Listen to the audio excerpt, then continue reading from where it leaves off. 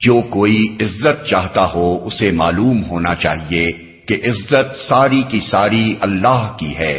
اس کے ہاں جو چیز اوپر چڑھتی ہے وہ صرف پاکیزہ قول ہے اور عمل صالح اس کو اوپر چڑھاتا ہے۔ رہے وہ لوگ جو بیہودہ چال بازیاں کرتے ہیں ان کے لیے سخت عذاب ہے اور ان کا مکر خود ہی غارت ہونے والا ہے۔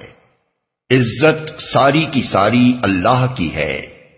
یہ بات ملحوظ رہے کہ قریش کے سردار نبی صلی اللہ علیہ وسلم کے مقابلے میں جو کچھ بھی کر رہے تھے اپنی عزت اور اپنے وقار کی خاطر کر رہے تھے۔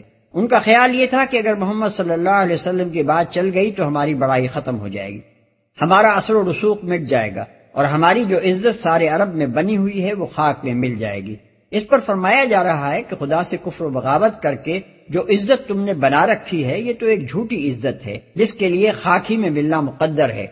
حقیقی عزت اور پائیدار عزت جو دنیا سے لے کر عقبہ تک کبھی ذلت آشنا نہیں ہو سکتی، صرف خدا کی بندگی ہی میں میسر آ سکتی ہے۔ اس کے ہو جاؤ گے تو وہ تمہیں مل جائے گی، اور اس سے منہ موڑو گے تو ذلیل و خوار ہو کر رہو گے۔ عمل صالح اس کو اوپر چڑھاتا ہے۔ یہ ہے عزت حاصل کرنے کا اصل ذریعہ۔ اللہ کے یہاں جھوٹے اور خبیث اور مفسدانہ اقوال کو کبھی عروج نصیب نہیں ہوتا۔ اس کے ہاں تو صرف وہ قول عروج پاتا ہے جو سچا ہو، پاکیزہ ہو، حقیقت پر مبنی ہو اور جس میں نیک نیتی کے ساتھ ایک صالح عقیدے اور ایک صحیح طرز فکر کی ترجمانی کی گئی ہو۔ پھر جو چیز ایک پاکیزہ کلمے کو عروج کی طرف لے جاتی ہے وہ قول کے مطابق عمل ہے۔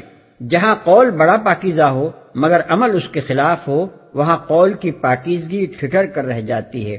محض زبان کے پھاگ اڑانے سے کوئی کلمہ بلند نہیں ہوتا، اسے عروج پر پہنچانے کے لیے عمل صالح کا زور درکار ہوتا ہے۔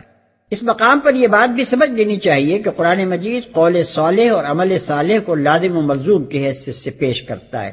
کوئی عمل محض اپنی ظاہری شکل کے اعتبار سے صالح نہیں ہو سکتا جب تک اس کی پشت پر عقیدہ صالحہ نہ ہو، اور کوئی عقیدہ صالحہ ایسی حالت میں معتبر نہیں ہو سکتا جب تک آدمی کا عمل اس کی تائید و تصدیق نہ کر رہا ہو۔ ایک شخص اگر زبان سے کہتا ہے کہ میں صرف اللہ وحدہ لا شریک کو معبود مانتا ہوں مگر عملاً وہ غیر اللہ کی عبادت کرتا ہے تو اس کا یہ عمل اس کے قول کی تکذیب کر دیتا ہے۔ ایک شخص اگر زبان سے کہتا ہے کہ میں شراب کو حرام مانتا ہوں مگر عملاً وہ شراب پیتا ہے تو اس کا محض قول نہ خلق کی نگاہ میں مقبول ہو سکتا ہے نہ خدا کے ہاں اسے کوئی قبولیت نصیب ہو سکتی ہے۔ بیہودہ چال بازیاں کرتے ہیں، یعنی باطل اور خبیث کلمے لے کر اٹھتے ہیں، ان کو چالاکیوں سے، فریب کاریوں سے اور نظر فریب استدلالوں سے فروغ دینے کی کوشش کرتے ہیں، اور ان کے مقابلے میں کلمہ حق کو نیچا دکھانے کے لیے کوئی بری سے بری تدبیر استعمال کرنے سے بھی نہیں چوکتے۔